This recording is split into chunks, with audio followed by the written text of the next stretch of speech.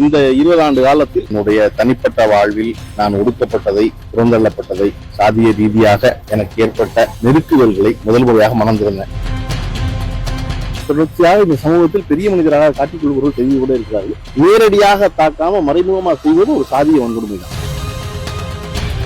இத்தனை படிப்புக்கு பிறகும் இன்னமும் சாதிய ரீதியாக ஒரு ஒடுக்குமுறை இருந்து கொண்டே இருக்கிறது என்பது இருக்குல்ல.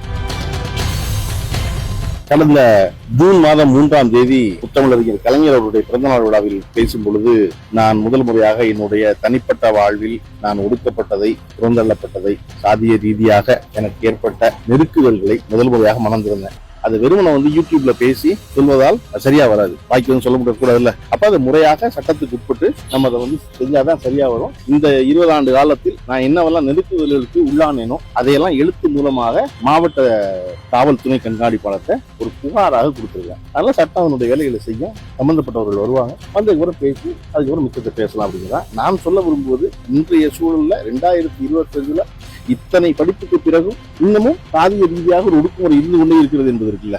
எளிது ரொம்ப சாதாரணம். திருமணம் என்பது ஆணும் பெண்ணும் அவரோட வீட்டுக்கு தேர்ந்தெடுக்கப்படுது. 40 தேர்ந்தெடுக்கிறாங்க, அது விற்க முடியாது, ஒரு வாழ்வாங்க இல்லை. அதை திருப்பி நேரடியாக தாக்காம மறைமுகமா செய்வது ஒரு சாதிய வன்கொடுமை.